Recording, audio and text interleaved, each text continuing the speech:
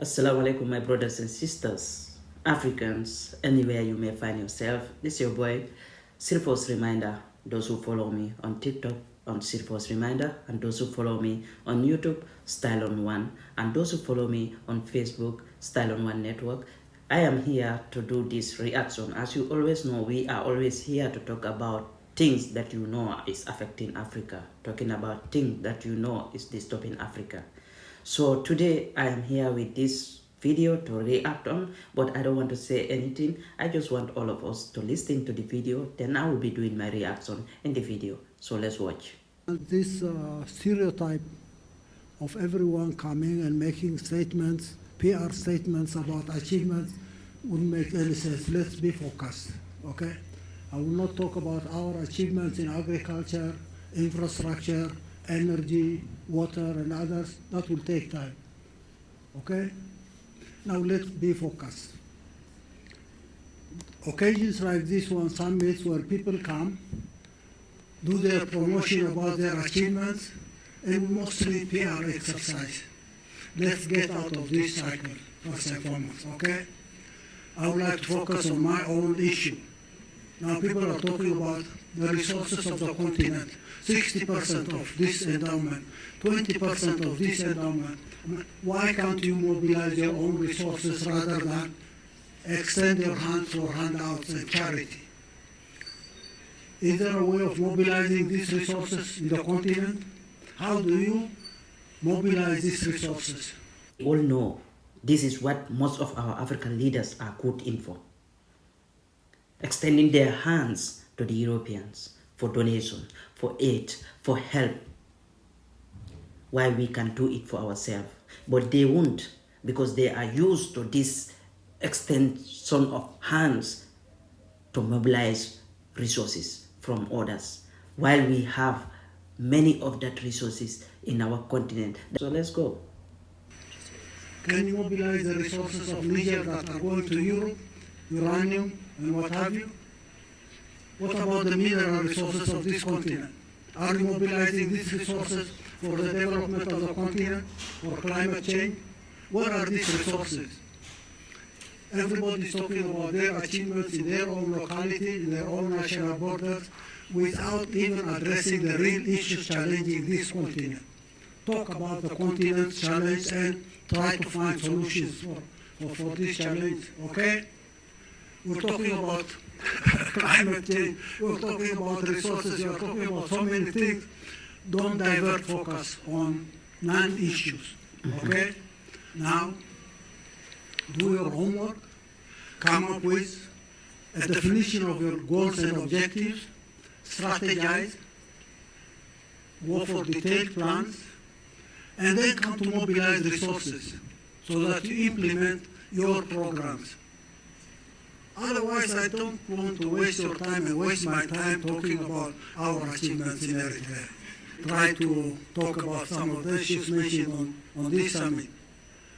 These billions coming to this continent from anywhere, Europe, America, or any other place, you are inviting intervention in your own affairs. And this money coming from there, billions and billions, will be siphoned back there. Make sure that you mobilize your own resources so that you can be enabled to benefit from resources coming from outside. The promises of billions is not good. Yeah. Again, is the focus that we need to talk about. You're talking about corrupt governments and comparing them with the private sector and promoting the private sector, the private sector, the private sector. You put in place accountable governments, non-corrupt government that will use national resources for the development of the majority. This is not a matter of polarizing the private sector and the public sector. These classical arguments about the private sector, the public sector, that makes sense at all. It's out of context. You know, this is what is disturbing us in Africa. We value the private sectors more than our own. This is what is disturbing us. So much that we can know what to do. We don't know what to do. That's what. We need to be focused on this matter. We can't blame governments and bring non-governmental organizations to manage our affairs. That is phenomenal in Africa. Go everywhere. Non-governmental organizations are managing governments and discrediting governments and replacing them with what they call private sector. Can you imagine this makes sense to anyone? Now talk about serious things, okay? You want to implement programs, articulate your goals and objectives in the first place, okay? Strategize on how you can achieve these goals and objectives. Then go for detailed plans, sectoral plans or industrial plans, and then mobilize resources for that. Give these plans and the resources to reliable hands, accountable hands. Government or private sector, doesn't matter. It's not a matter of being with or against that party. How do you mobilize these resources to implement programs so that you address climate change? Thank you. Yes, focus. Don't get us to some classical discussions about what the private sector can do or the public sector can do. Corrupt governments will not implement any program at all. To talk about real government. These are some of the things that we have been seeing. These are some of things that we always watch our leaders when they went for a meeting in outside country. When they go to the West, they will not be talking about something very meaningful than talking about things that they have achieved. You have achieved those goals. They are past. Everybody has seen it. Think of another goal. But today, our African leaders or our African people, when we are invited in a meeting, we go and start talking about the achievement we are doing without talking about a goal that you want to achieve in the near future. You know, and the second thing is that we Africans, we are the only people that will go and tell all our secrets to the West and tell them every plan we have to develop the country and tell them every plan we have to stop the looters from Africa.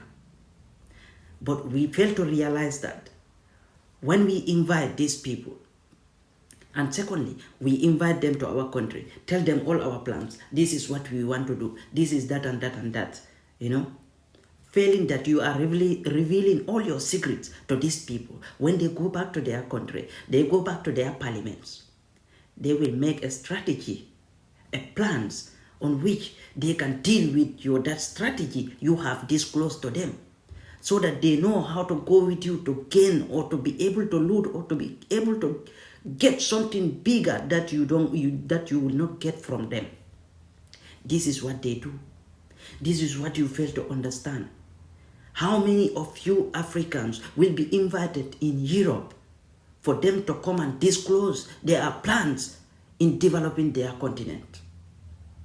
How many of you African leaders will go to America, Europe, Asia, and those people will disclose their plans of developing their countries for you? They will not. Or their governmental agendas.